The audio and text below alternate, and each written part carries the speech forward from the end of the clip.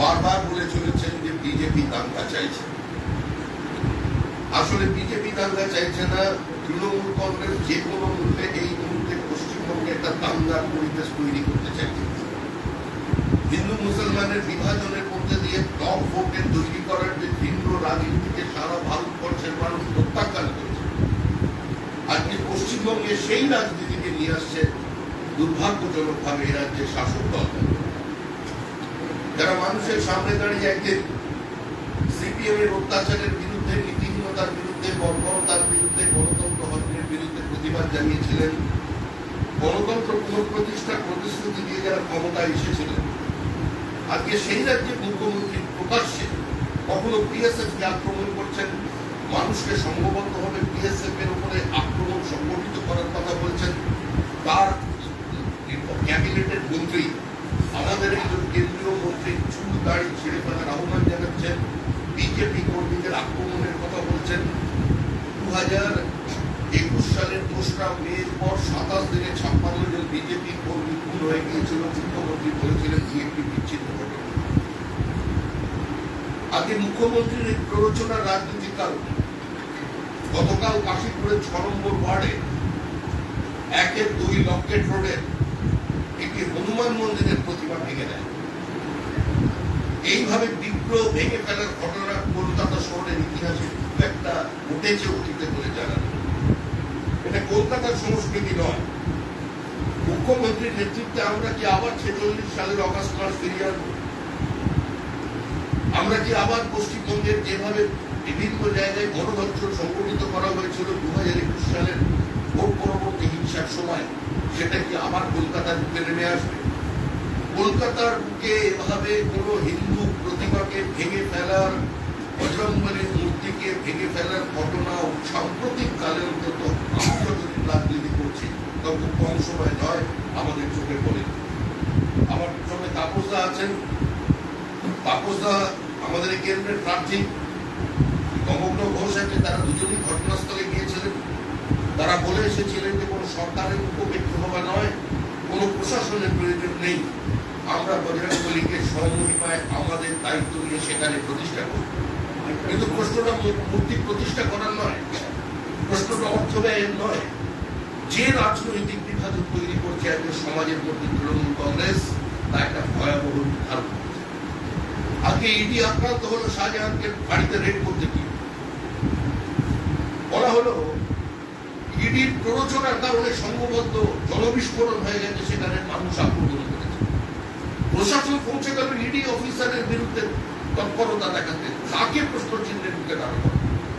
আর ধারাবাহিক এই ধরনের বিবৃতির কারণে আজকে ভূপতিরোধ, যেখানে এনআইএ তদন্ত করছে, এই রাজ্যের আভ্যন্তরীণ নিরাপত্তা, দেশের আভ্যন্তরীণ নিরাপত্তা যখন প্রশ্ন চিহ্নের মুখে, যখন একটি বিশেষ ঘটনাকে কেন্দ্র করে সেখানে 2 ভাই এবং আরেকজন তৃণমূল কংগ্রেসের কর্মী, তারা বিজেপি কর্মী ছিলেন, পুলিশ সেখানে কোনো দিন কোনো ব্যবস্থা গ্রহণ করেনি। এত বড় একটা বিস্ফোরক দিনকে প্রাণকে কেড়ে নিয়ে গেল, কোন দলের সেটা দেখবার প্রয়োজন নেই। আজকে আদালত চূড়ান্তভাবে ভৎসনা করেছে পুলিশকে, যে পুলিশের কোনো ভূমিকা নেই, পুলিশের বিষয়ে কোনো ব্যবস্থা নেয়নি। আজকে এনআইএকে আবার আক্রমণের শিকার হতে হলো। অর্থাৎ মুখ্যমন্ত্রী প্রকাশ্যে মঞ্চ থেকে বলছেন কেন্দ্রীয় তদন্তকারী সংস্থাকে প্রতিহিংসার কারণে বিজেপি কাজে লাগাচ্ছে। সরাসরি ওদের না বলে দাও, সরাসরি অস্বীকার করতে বলা হচ্ছে। এখানে কোনো আইনের শাসন নেই, এখানে যুক্তরাষ্ট্রীয় ব্যবস্থা নেই। সরাসরি যুদ্ধ ঘোষণা করে দিয়েছেন রাজ্যের মুখ্যমন্ত্রী সংসদীয় ব্যবস্থার প্রতি, যুক্তরাষ্ট্রীয় কাঠামোর প্রতি, কেন্দ্রীয় সরকারের প্রতি। প্রধানমন্ত্রীকে কোমরে দড়ি বাঁধার কথা বলা হচ্ছে, প্রধানমন্ত্রীকে অতীতে তুই বলে সম্বোধন করা হচ্ছে। নাড্ডা ফাড্ডা সর্বভারতীয় দলের সভাপতি, একজন সাংসদ, তাকে এই ধর ভাষায় সম্বোধন করা হচ্ছে, হলুলপুটকুট করা হচ্ছে দেশের গৃহমন্ত্রীকে।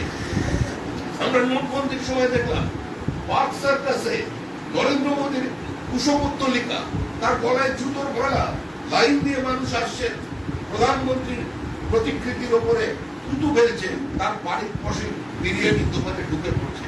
এই রাজনৈতিক সংস্কৃতি বাংলা কেন, ভারতবর্ষের কোথাও নেই। এটা কি কাশ্মীর নেই যে পাথর ছোড়া হবে? যদিও কাশ্মীরে এখন পাথর ছোড়া বন্ধ হয়ে গেছে।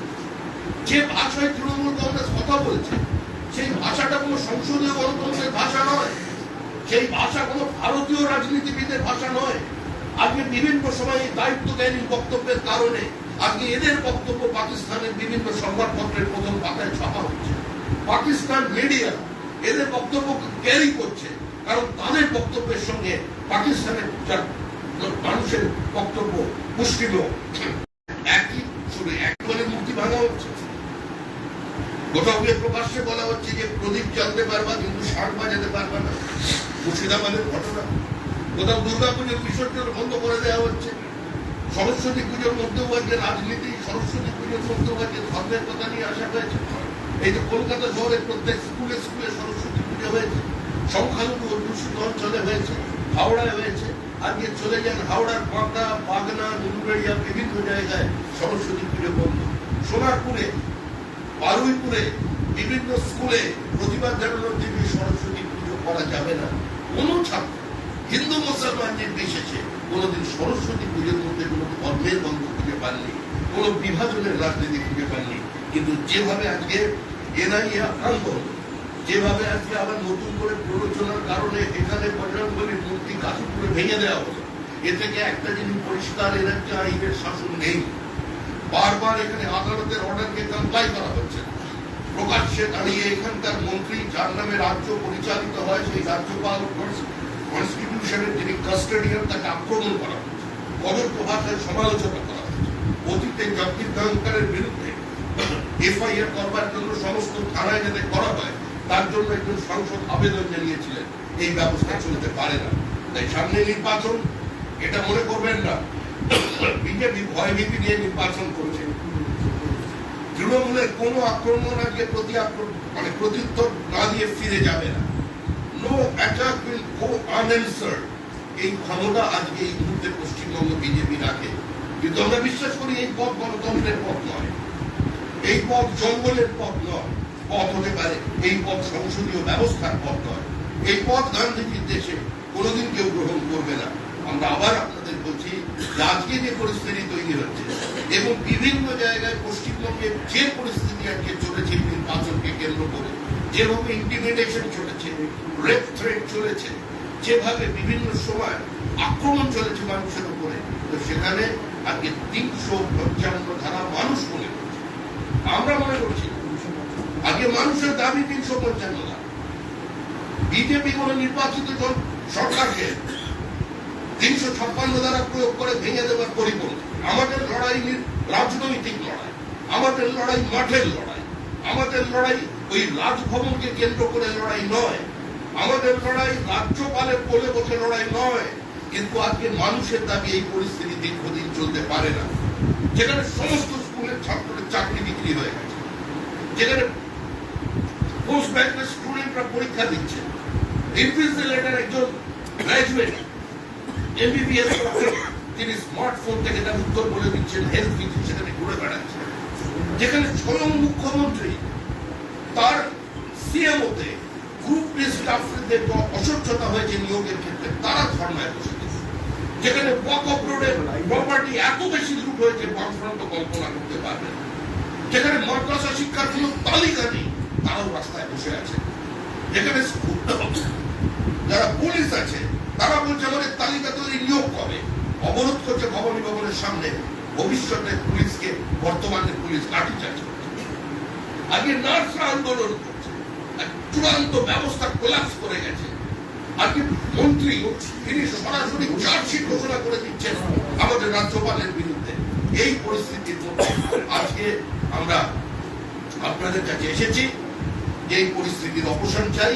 বিজেপি রাজনৈতিক ভাবে এই নির্বাচনে অংশগ্রহণ করছে এবং আমরা বিশ্বাস করি পশ্চিমবঙ্গের মানুষ এই স্বৈরতন্ত্রকে, এই গণতান্ত্রিক ব্যবস্থাকে যারা ধ্বংস করেছে, তার জন্য সমস্ত ব্যবস্থাটাকে যেটা প্রহসনে পরিণত করেছে, তাদের বিদায় দেবে।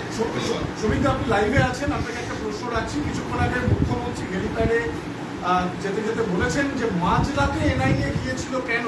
গ্রামের মানুষ তাদের চিনতে পারেনি, তাই স্বাভাবিকভাবে অচেনা মানুষ দেখে তারা এটা রিয়াকশন করেছে।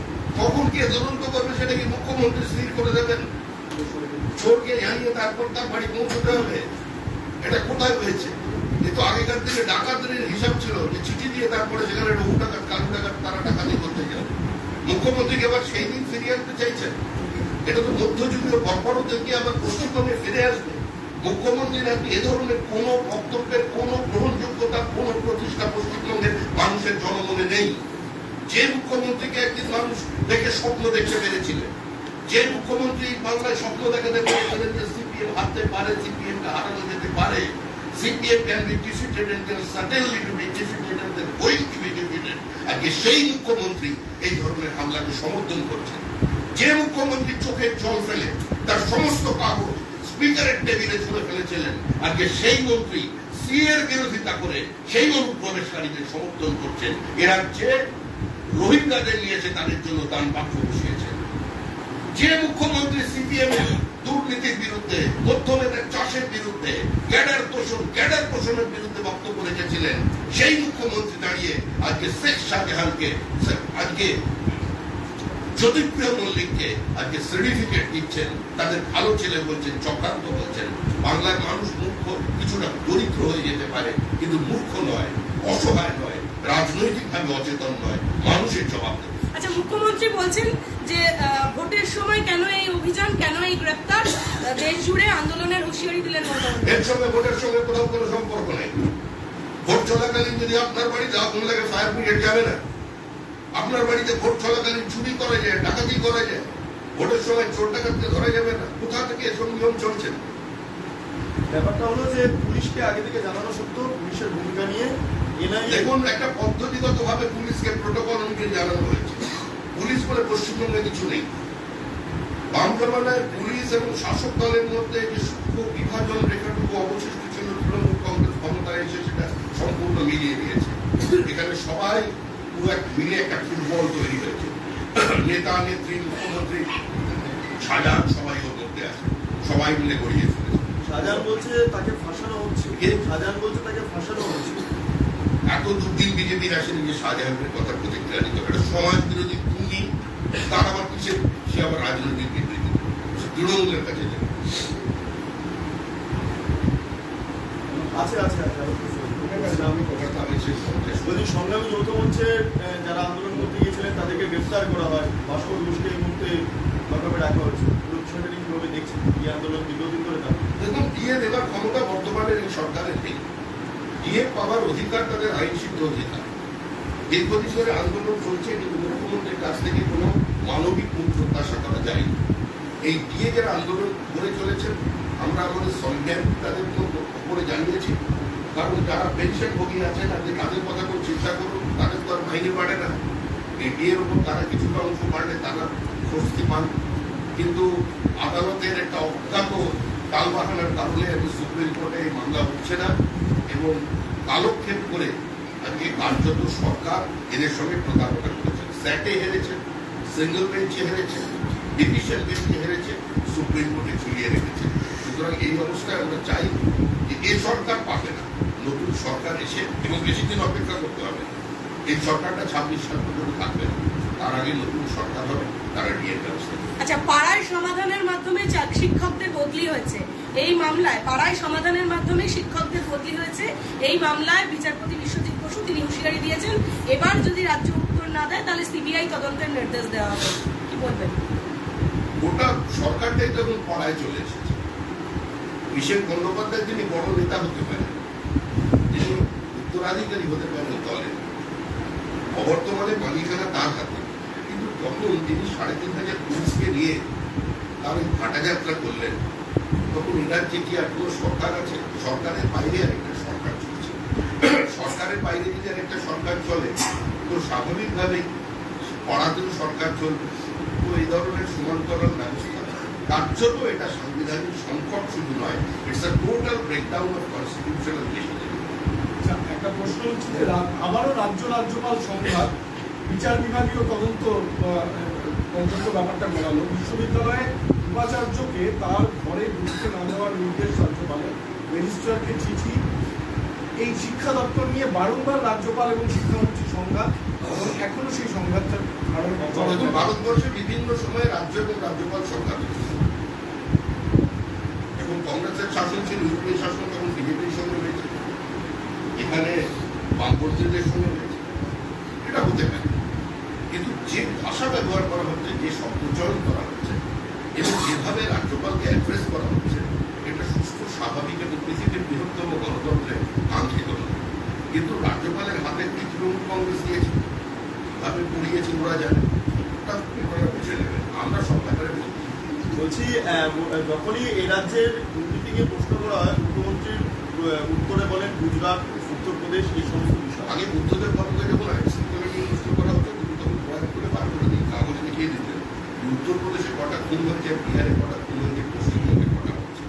মুখ্যমন্ত্রী বলতে চাইছেন এটা যদি অন্য রাজ্যের দুর্নীতি যদি হয়ে থাকে, তাহলে পশ্চিমবঙ্গে দুর্নীতি করার তার একটা আইনসিদ্ধ অধিকার আছে। এবং যে জোটটা তৈরি হচ্ছে ওখানে, সেই জোটটার মূল উদ্দেশ্যই হচ্ছে যে দুর্নীতি একটা আইনসিদ্ধ প্রতিষ্ঠান। মানে দেখতে পাচ্ছেন না পশ্চিমবঙ্গে লড়াই, এত তো আমরা বামপন্থী আর তৃণমূলের এখানে লড়াই দেখলাম। আপনারা কি দেখছেন দিল্লিতে মিছিল করলো কেজরিওয়ালের পরে কারা? হাওয়া কি সাথ সাথ ঘটা কি संग संग ও সাথী চল, একদম দেখলেন না সুন্দরভাবে আমাদের এর সঙ্গে সঙ্গে চলছে হাওয়া কি সাথ সাথ।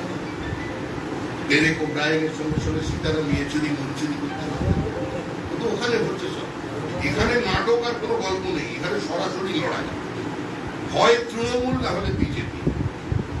যারা মনে করছেন যে তৃণমূল ক্ষমতায় থাকলে তারা আবার চাকরি পয়সা দিয়ে চাকরি কিনতে পারবেন, আবার চাল কিনতে পারবেন, চাল কিনে পুলিশ কোম্পানির মধ্যে দিয়ে বাংলাদেশের মাল পাঠিয়ে দিতে পারবেন, তারা তৃণমূলকে ভোট দেবেন। আর যারা বলছেন যে এরকম সমাজ তৈরি হোক যেখানে মেধা যারা থাকবে, মেধার যারা দিয়ে লোক চাকরি পাবে, তারা বিজেপিকে ভোট দেবে। এখানেও তাই। সুদীপ বন্দ্যোপাধ্যায়কে মানুষ দেখেছেন, চিনেছেন, দীর্ঘ পথ অতিক্রম করে সুদীপ বন্দ্যোপাধ্যায় ক্লান্ত, পরিশ্রান্ত। তার চারিদিক থেকে এখন ছোট ছোট অনুরাগের টুকরো টুকরো ছোঁয়া এদিক ওদিক থেকে রোজ তৃণমূল কংগ্রেসের কর্মীরা দিয়ে যাচ্ছেন। তার বিশ্রামের প্রয়োজন। আমরা তাকে বিশ্রাম দেওয়ার জন্য এখানে নির্বাচন লড়ছি মধ্য কলকাতার মতো একটি আসনে, এবং এই আসনে তাপস রায় জয়লাভ করে উত্তর কলকাতায়, মধ্য কলকাতা রেস করা নির্বাচন।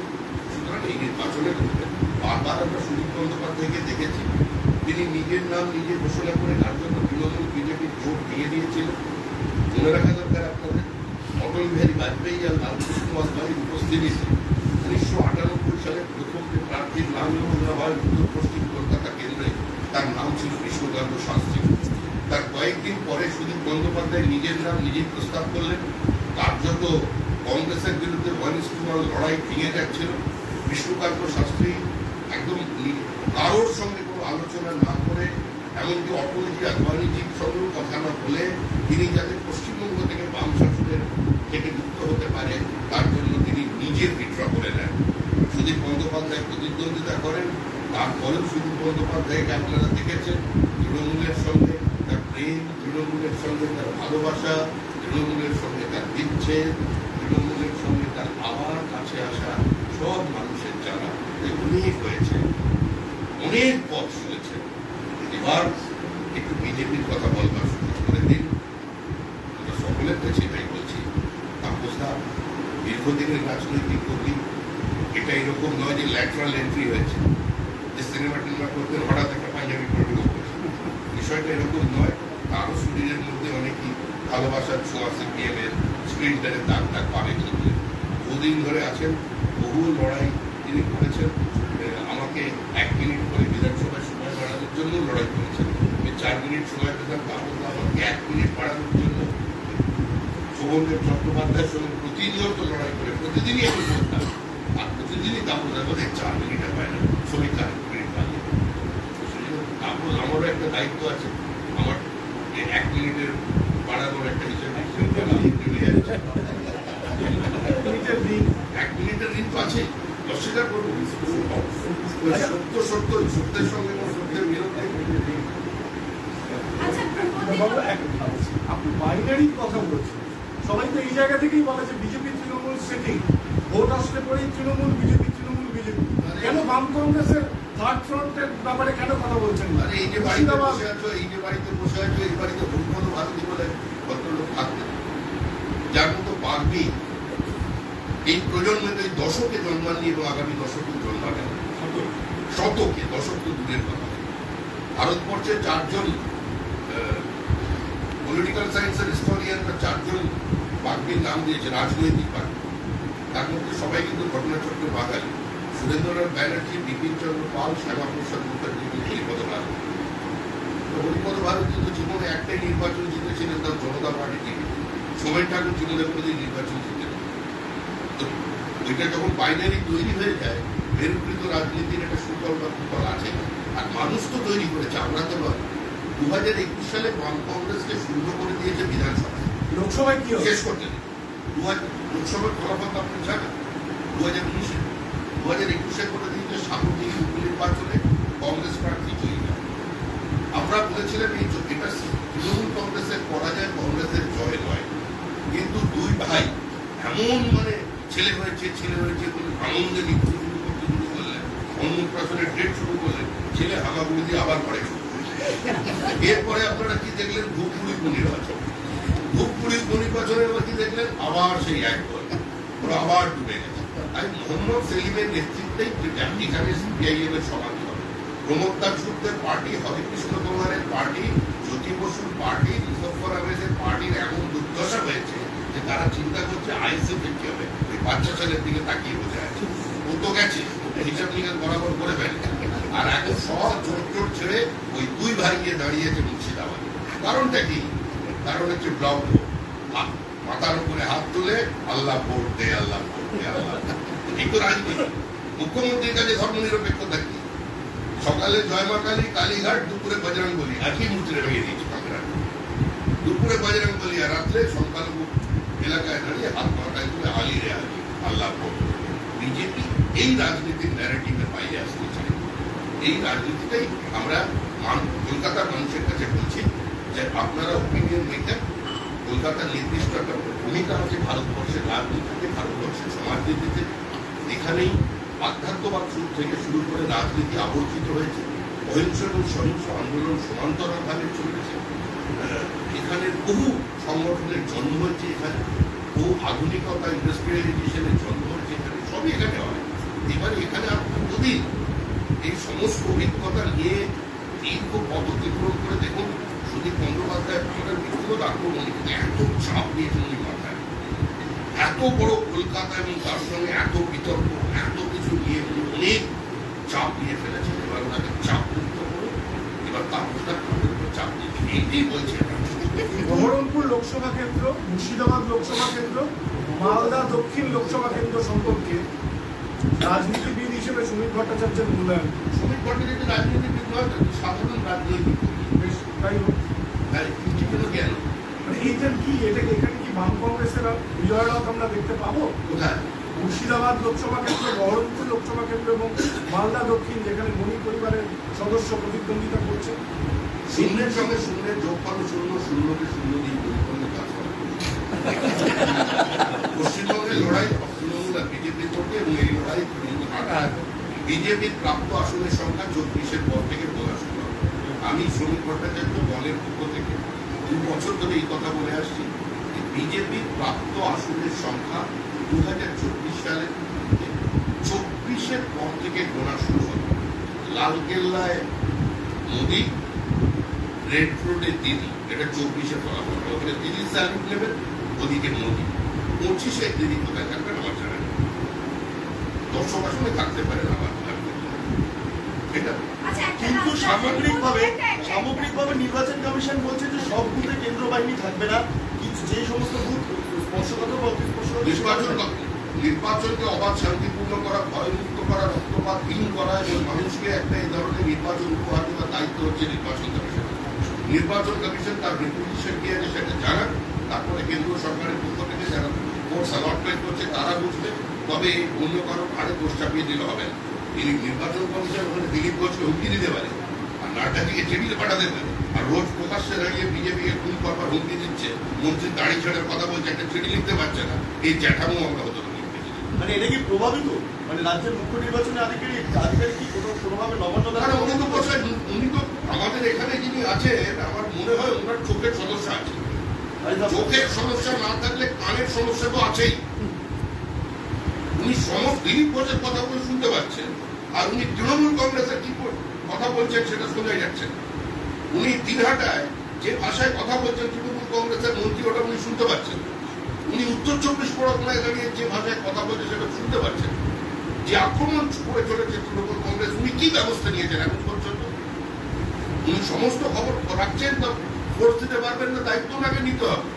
অবাধ নির্বাচন করা এবং প্রত্যেক বুথে ফোর্স রাখার দায়িত্ব নির্বাচন কমিশনকে নিতে হবে। ছবিটা কুণাল ঘোষ এক্স হ্যান্ডেলে কুমুদিনগর নিয়ে লিখেছে যে এই ঘটনায় বিজেপির রাজনীতি প্ররোচনা রয়েছে। বিজেপি কর্মীরা, বিজেপি নেতারা এনআইএর সঙ্গে দেখা করে তৃণমূল তালিকা দিয়ে এসেছে এবং ভোটকে সামনে রেখে কর্মীদের সরানোর জন্য ভোটের সামনে এইসব করছে। ওই এনআইএর অফিসারদের সঙ্গে বসে ও তখন চা খাচ্ছে যখন বিজেপি খবরটা পৌঁছাবে। কলকাতায় প্রচন্ড গরম, হিউমিডিটি বাড়ছে, প্রার্থীদের প্রচার করতে অসুবিধা হচ্ছে। এটা যে এখনো নরেন্দ্র মোদীর চক্রান্ত বলেনি, এটার জন্য